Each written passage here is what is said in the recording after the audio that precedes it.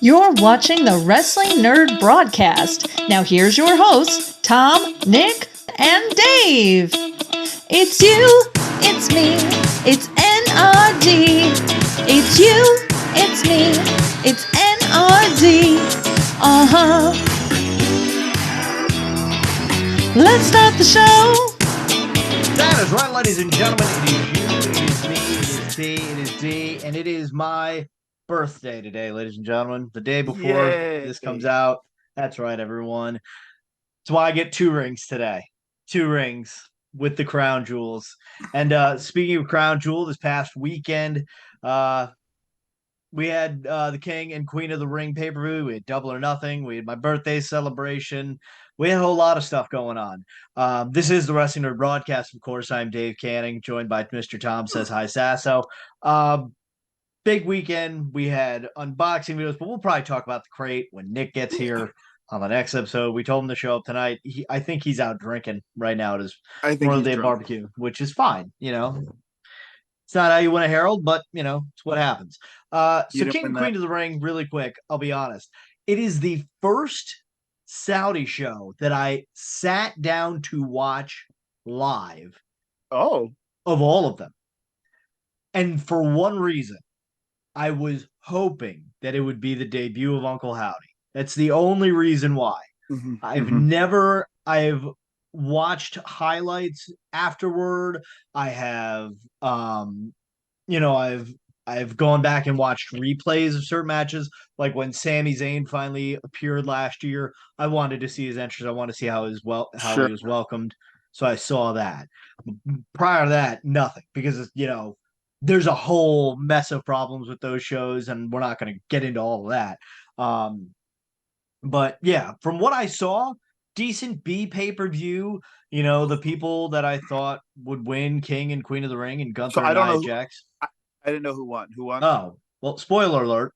Gunther is now, like me, a king. So that makes sense. That's actually a really good move. Yes. Gunther's king and Nia Jax is queen. Now here's my thing. The king gimmick in the past, and even the queen gimmick with Selena Vega, it's very hokey, and it can water somebody down, believe it or not, rather than raise them up. But I think what's interesting is after Gunther won, after Nia won, she put the crown on. After Gunther won, he had the crown. It was handed to him, and he just went, yeah. He held it up. He never put it on. So, which I think might be a trope with Triple H a little bit, because when Triple H won, he was like, yeah, I don't want to wear this crown. It looks so dumb. So he just kept trying to break it over Mick Foley again and again, and they just kept giving him a new crown. But no, I thought it was cool. The right people won. I think Nia can be very hokey with it. Be like, yeah, I'm the queen, baby. Bow down to me. And I'll say this, Nia Jax is vastly improved from where she was a couple years ago. Like, yes, she's a heel, so she's supposed to be annoying, but she's not like, oh my God, this is just unfucking bearable. Okay. I haven't watched a lot of WWE lately, so I don't. That's fair. But Gunther obviously was the right choice. I thought for a moment they might do Bloodline versus Jey Uso there, but I think putting Gunther in there with Randy Orton is a guy that can lose a big match like this, and nobody's going to think any less of him. Yeah, Randy doesn't need to win ever to maintain his status as one of the best. Yep. And that's coming from someone, I don't even like Randy Orton. But at the same time, it gives Gunther somebody very credible, very big name worthy to beat en route to this. If you beat Randy Orton, you've got credibility immediately. Exactly. And I think that in the next year, I do see Gunther probably winning the world title. Well, here's the thing. They made this amendment at the press conference prior the night before that the winners of the King and Queen tournament will receive world heavyweight title for their brand's respective world heavyweight title at SummerSlam in August in Cleveland. So Gunther will face, assuming it's Damian Priest still at that time, and then Nia Jax will face Bayley at that time, assuming she's still champion by then. So Bayley will still be champion for the next 10 years. Now, here's one other thing that I thought would be really cool. And fun fact, this is the first time that the King and or Queen will get a title shot because winning the tournament since 2002 when Brock Lesnar won it. And then he went on to beat The Rock at SummerSlam in Long Island. Fun fact, everyone. I could see Gunther taking Damian down, and I can't see Nia taking Bailey. I can, yeah, I can definitely see Bailey. Nia is in the air, but I think Gunther can definitely do it. Although they did announce that Drew McIntyre is facing Damian Priest at Clash at the Castle next month. So, and that's in Scotland. So who knows? Maybe Punk messes it up. I don't know. I was watching a Cultaholic video the other day, and they do their 9 pitches for pay-per-views and whatnot. And one that somebody said was to put real stakes on it, like in addition to a title match. And that was before they announced that there would be a title match. That you get to make a royal decree in what kind of match or stipulation is a part of it. So, like, they said, like, if Nia Jax wins, it's a body slam competition. If Gunther wins, it's a 2 out of 3 submission match or something along those lines, you know. If Randy Orton wins, it's the first to hit a finisher, you know. But I think that'd be really cool to add on to it, so that it gives the king and queen thing a little bit of validity and a purpose to it. It's like the House Rules thing with House of Black. Exactly. I thought that was underutilized. I thought it could have been used a lot better with more creativity. But with that being said, I think that that's a great thing to institute. That, like, even if, like, oh, you're going to challenge me and I'm the champion. Well, since I'm the champion, I'm going to determine the type of match it is. Well, no. The king or queen. No, I know what you're saying. Like, I think for that instance, it makes sense. But I think even going further, if they institute that any champion, if they're being challenged, can determine what type of match it is. It's fair. Or a stipulation in the match. Yep. So, but yeah, overall, decent pay-per-view. I mean, it was, you know, again, I watched it only because I was hoping that Uncle Howdy was going to make his debut. He didn't. So JP's been following that a lot, and he said June 17th. Yes, he's saying June 17th in Madison Square Garden, and me's thinking about going down to New York City. I don't know yet. I have to ask my fiance. You probably should. I would love to. But so, yeah, so King and the Queen of the Ring, nothing really sent home about. Double or Nothing was a lot of fun. Yeah. Had double the amount of matches, but had a lot more stakes in it, a lot more fun to watch. And since I watched both live back to back, and I realized I shit on AEW a lot for saying that there's too many matches and they go too quick. And then I see WWE has like 20 minutes in between matches. We need to find a happy medium because, for example, Chris Statlander turned on Willow Nightingale. And then, boom, Swerve went out drive. And I'm like, oh, so we're just not going to let that settle in at all, you know? Yeah. Okay. Whereas WWE, I've got like 20 minutes to kill before the next match. Would love that happen meeting. Double or Nothing was the show of the weekend, if I had to choose. That Anarchy in the Arena, I think this is the third. I think it's the third time they've done it because they did 2 Stadium Stampedes. I'm counting Stadium Stampede as being the same thing. Anarchy in the Arena, I'm counting on its own, in the sense that, like, so my problem with Anarchy in the Arena in the years past is I look at it from a fan's perspective who is there live, and you've paid all this money and you're watching a screen. Now that happened to me and Margaret when we went to see the 25th anniversary of Raw. Like, we saw The Undertaker cut a promo, and DX and the Club beat up FTR on a screen at the Manhattan Center. I was like, well, this is friggin' lame. But so this time they kind of brawled around a bit. It was fun. But then it all kind of came back to the ring, into the entrance ramp. There was some stuff going on. What I thought was absolutely hilarious was that they had Darby Allin's music playing for like a good 2 minutes. Because if you watch the first Stadium Stampede, John Moxley's Wild Thing just kept playing for whatever reason for like I think 10, it was 15 a funny minutes dig straight. at that. I think it was like an intentional funny dig at this got a lot of people talking and making fun of things. Let's just have fun with it. Yep. Well, I'm saying like that first time it just kept playing. And then I think the next year John Moxley was still involved with it, so he had his band playing, and whoever was fighting them like took out the band eventually. And then this year they had all the music playing, like, no, play our theme song. Daniel Bryan comes in. That was no, so cut funny. that shit. Play the greatest wrestling theme ever. And the final countdown starts playing. And apparently, I don't know how truthful it is, but according to Wrestle Talk, that price tag that Matt Jackson said is like $220,000 per play. That's a shoot on how much that costs to play that song. I'm like, oh, excuse me. So yeah, it was very wild. I had a hard, So I was out at a concert and tuned in super late. So like I saw the Swerve match, most of it, and Anarchy in the Arena. With Anarchy in the Arena, like it was fun, but I had a really hard time figuring out what the hell was happening. And that's my only complaint with those matches. And then they went into like the Zoom squares that were the like 4 squares. Yep. I don't know if you realize, but 2 of the cameras were showing the exact same thing from different angles. I did not notice that. I was like, well, that's amateur hour.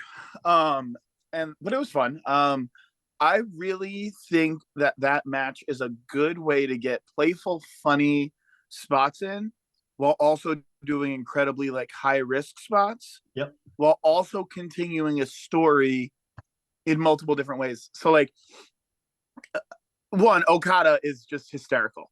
When he pulled out the street sign and said, "It's Okada Drive," I died. I love that Okada was the only person who did not bleed in that match, which I would have it no other way. I think it's really fun to get a lot of interesting things together. The driving the bus thing didn't make a lot of sense with Jack Perry like acting like he was dead in the bus. Well, the crazy thing about that was all of a sudden, just like cut, and this bus just crashes. Yeah, and we're all like, "Oh, you're like, assuming Darby's in that pile." Like, yeah, that I didn't love. But then like when Jack came back out to the stadium, he was just soaked and shiny. I'm like, they're lighting him on fire.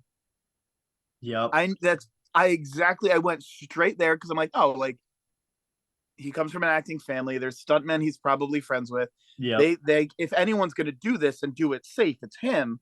And I immediately thought he's getting that on fire. Yeah. And I didn't think that was actually gonna happen. And I'm glad there was, because you know what? It's one of those things where like Darby pulled out a flamethrower last Dynamite, and I'm like, there's gonna be no payoff to this. Like, it's gonna be like a threat, and like, oh, whoop, gotcha. No, they paid it off, which was fantastic. Yeah. And then he kept setting him on fire. Like, he's like, I'm not stopping. He was on fire, but not enough for Darby's liking, so he shot him with more fire. Yeah, and I'm like, okay, it's at his waist. Stop. I'm like, okay, he's gonna die. I thought that spot was real. Like, I'm sure there's gonna be a lot of people who hated it. I thought it was really well done and executed as safely as it possibly could have been. Yeah. Because the Bucks were there immediately with the fire extinguishers that you saw next to the tunnel. Yeah. And they were like huge fire extinguishers. They weren't little kitchen ones. Yeah, no. And then they had the medical staff right there. Yep. So like everything seemed to have gone perfectly according to plan. Obviously, I don't know if like anything happened to Jack afterwards, but I will say that match made Jack Perry look like he belonged in the Elite. Absolutely. Like Absolutely. Giving him the pinfall victory was huge. Yep. And I think I like the fact that also you need to find the video on Twitter if you haven't already done so, folks. So he pulls Tony Khan from gorilla position or whatever they call it, the dust position. Have you seen the video of Tony Khan afterwards? Just rolls. He pulls him out and he just rolled all the way down to the and then he gets right up and runs up around the ramp to go right back. Yep. He's like, okay, I'm getting out of here. But let's say this, folks. Anarchy in the Arena did exactly what it was supposed to do. It sold you on the Young Bucks pump sneakers because it showed you how versatile they are. Dude, those shoes look sick. Those are not for $130. I'll say this, $130 because when I was a kid, I always wanted the Reebok pumps. Everyone did. As a basketball kid, man, I feel like if I get these pumps, man, they're gonna compensate for the fact that I suck at shooting basketballs. Absolutely. But these shoes, man, it's gonna change everything. Oh, we have a person coming into the room right now, who is related to somebody who is at Double or Nothing. Ladies and gentlemen, from Aqua Care Pool Center. I think I'm saying that right. I hope I'm saying no. Aqua Care Pool Care. Aqua Care Pool Care. Hello. Aqua Pool Care. Aqua Care. All right. Sorry. Busy. Aqua Care Pool Services. Yes, there we go. So many pools that I couldn't even make it in time. I apologize. On a scale of Orange Cassidy versus Trent to Anarchy in the Arena, Orange Cassidy versus Trent being 1 and Anarchy in the Arena being 10. How drunk are you right now? No, I'm a 1. I'm an Orange Cassidy. Wow. Not drunk, just tired. We assumed you were wasted. Just fell over in an empty pool. You guys FYI, really get a new Nick, ladder. We are recording right now, just so you know. Yes. But you are live. So we were just talking about Anarchy in the Arena and what a show it was. It was amazing. Before we get to Nick and his dad, I'd just like to state, I'm assuming they just were like, yeah, we're done with this whole Adam Cole MJF thing, and just threw it out. So, and somebody also mentioned, like, you can tell that Vince McMahon is a really big deal because MJF screamed fuck at the top of his lung, and that wasn't the worst thing he said. But yeah, so Nick, your dad was there at Double or Nothing. Was he there alone? Like, did you just say, like, yeah, I need a weekend alone? No, he was in town with my mom and my cousin lives there. Cousin lives like somewhere in that area. I don't know. I'm not somewhere in the desert, like the Crossley area is what I call it, the Crossley side of the country. Okay. Miami time +3. Yes, Miami time +3, exactly. But yeah, no, he went on vacation. I think he said that he wanted to go on vacation to Vegas, and that it just so happened that he was going to Double or Nothing. But I secretly think that he wanted to go to Double or Nothing and planned a Vegas vacation around it. Smart man. I mean, listen, from the videos you sent, it looked like he had a great time. Yeah. So, and it seems like the one part where like they were at the bar and like he took like the like when they were in like the out areas, like Daniel Bryan or Bryan Danielson, and they went up and took the drinks from the bar, and he like slammed like the 2 jars. Like I don't know who it was. It seemed like from the video my dad sent me. I think it was like one of FTR guys, I think. Yeah, he was walking up on that like right as it was like finishing up. That's hilarious. Outer ring or whatever. Imagine you're just in the bathroom doing your business. All of a sudden, like here comes Matt Jackson and Dax Hardwood. Like, whoa, guys, I'm just trying to poop. Excuse me. I need to wash my countdown. Did your dad say anything about it? Like, I haven't. I've only talked to him through like text message and stuff. I haven't actually like. He's still in Vegas right now, but seemed to have a good time. I just picked up a wondering poker how chip. It how it feels live, you know? Yeah, I mean the crowd looked like it was crazy. The crowd sounded hot when I turned it on. I do have one little nitpick about that match. It's more about the Bucks. So like they pull out the coin and they do the flip. When it lands, the first hit on the floor needs to be when Okada's music starts. Not like after that thing's taken like 2 or 3 hits. No. That thing starts when it hits the ground. It was. Like, I mean, it was only briefly off, Dave. I was actually impressed. I was impressed at the timing. I was like, wow, that was the best timing they've had. It's getting better. I thought it was good timing. It's getting better. You know, we're getting there. I mean, slowly but surely. Dude speaks Japanese. It's just a coin. It's the symbol. But yeah. I think that's all we got. From what I'm braiding my hair. I think Double or Nothing from what I saw, which wasn't much, but I was like throughout the night, like checking in, like, you know, like what happened and all that. It seemed like a really good overall show. From what I read, the Jericho bit was just a wash. It was another match. It was a fun match, but it's one of those like, again, this is my nitpick of AEW. There's too much on a card. Did it really need to be there?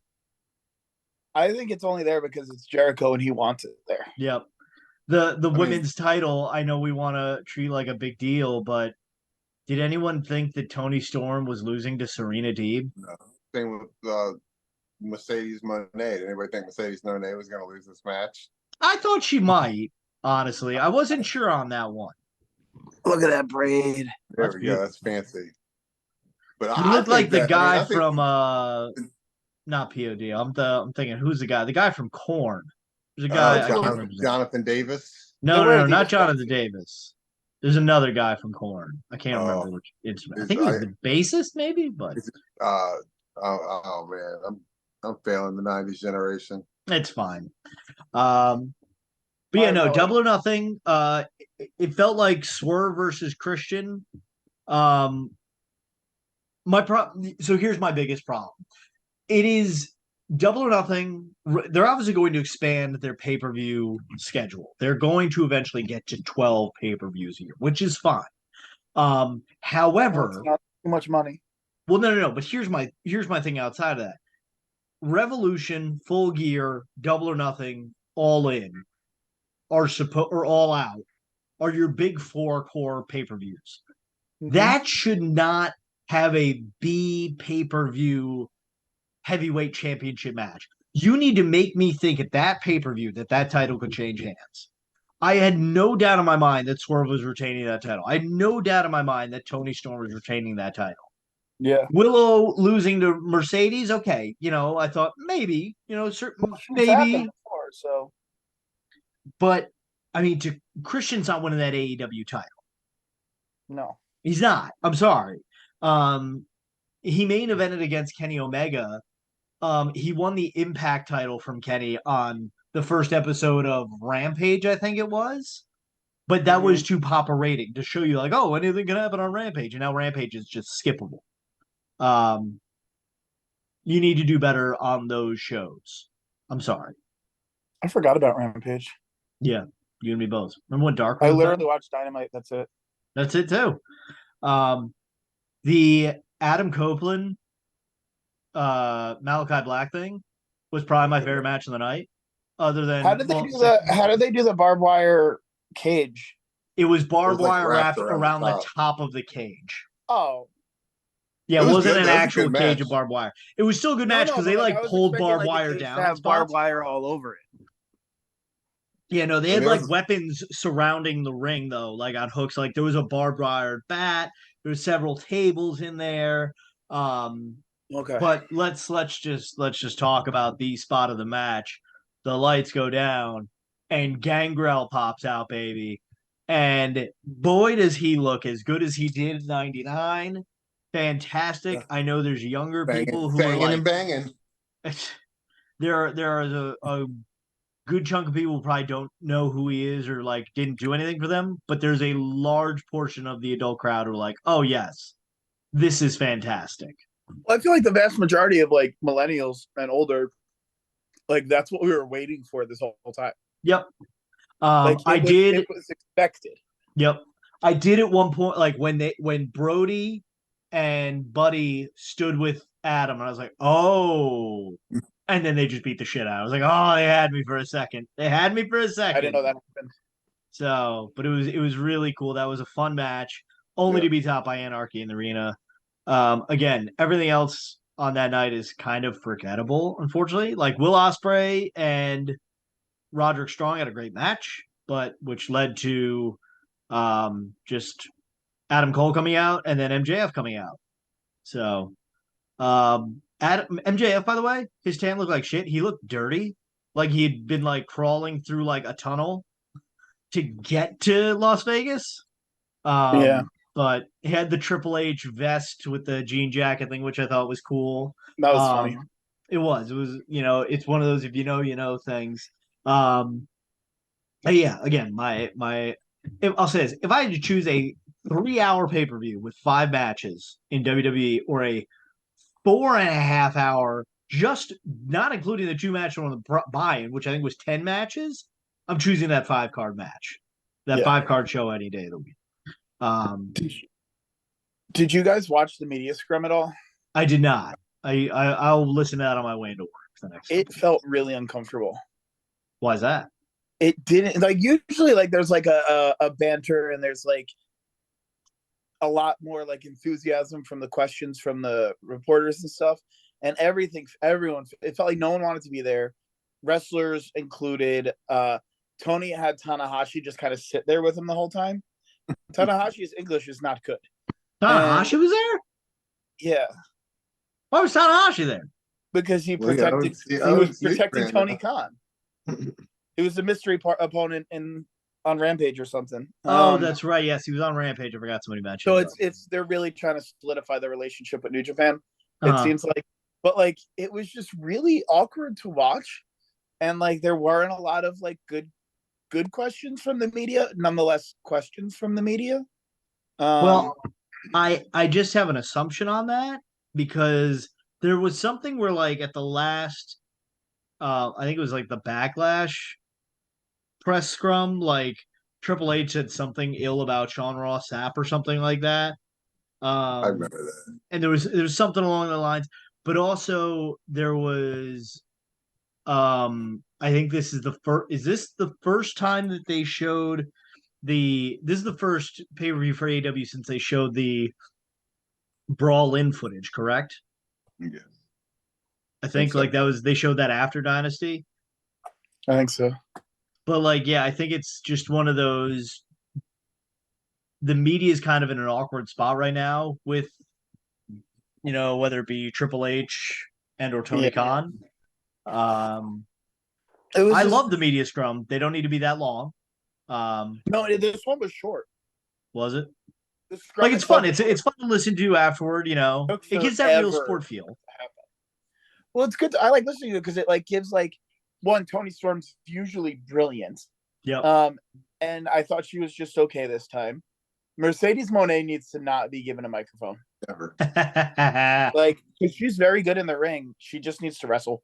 She's like the perfect person for like Stokely Hathaway when like he's like with Chris Statlander. Don't you think like Stokely would be like the perfect person to put with Mercedes Moné? No, like because I hate Mercedes Moné. Don't you ruin my man Stokely. Somebody to like a manager of some sort. Something. A Paul Heyman. Yeah, I don't know. I just feel like she talks and I got annoyed immediately. Very true. And I'm a fan of her. I like her. I don't like her hair, but I think she's like, I'm excited to see her actually wrestle. So I didn't see the match. But I'm excited to actually watch her wrestle if that happens. I mean, we'll see what happens. I mean, it took 3 months to have one match, so we see what happens now. We're on the road to Forbidden Door, which will be happening in Long Island, I believe. So I definitely will be attending to that. No, go to Long Island. Yeah. We'll talk about the crate next week because we got some thoughts on that. But anything else? Anything else? Yeah, real quick on the crate. If you're trying to cancel, just try every day, because I was waiting until my crate came because all last week I tried to cancel my crate for the next one and you can't. And then my crate came, and then later that day my crate renewed. Well, I canceled my AEW crate though. I was able to cancel that. Okay. It's also and it's really, I'm moving soon, so like I've got a lot of stuff, so I got to figure out what's gonna fit and what's not. It's very fair. Tom's gonna be having a rummage sale soon, folks. So stay tuned for those Facebook Marketplace deals to drop. Buy his brawlers. He wants to sell all of them. It's man of his word with that honky tonk man stuff. So yeah, that is going to do it for this episode of the I almost said the Micro Brawler broadcast. Oh boy, I looked right at the Robert Gibson Micro Brawler and said that. But yeah, that's going to do it for this episode of the Wrestling NRD Broadcast. We thank you for joining us. Don't forget to hit the subscribe button. Don't forget to like us and follow us on all the platforms of social media. Patreon.com/WNRDB. ProWrestlingTees.com/The Wrestling NRD Broadcast. That's nerd spelled N.R.D. And right here on YouTube, below Nick somewhere, there's a button that says subscribe. If it says subscribe, you're doing a great job with life. If it says subscribe, you're fucking up terribly. So click subscribe and life will figure itself out. I promise you that.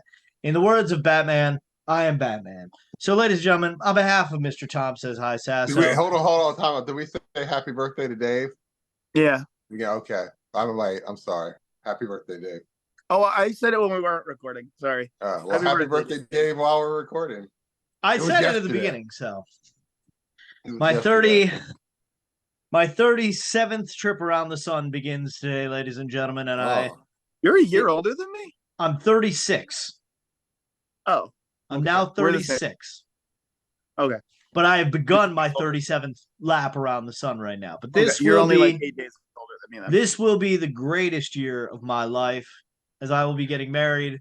I will go to Disney, and we might have some special guests at my wedding, folks. But you'll have to stay tuned for that episode of the broadcast coming up in September. So, folks, on behalf of myself, the king of the nerds, DaveCTheVoice, Mr. Tom Says Hi, Sasso, the founding father, Mr. Nick Carpenter, the CEO and CFO and ABC of AquaCare Pools and Services. Don't forget to tell your mother you love her every day, because like Kevin Durant said, Mom, you're the real MVP. Good night, everyone, and God bless America. I have irritable bowel syndrome, and my doctor told me to stop having ice cream so much. So what did I do tonight? I had a chocolate milkshake for dinner. I got to poop.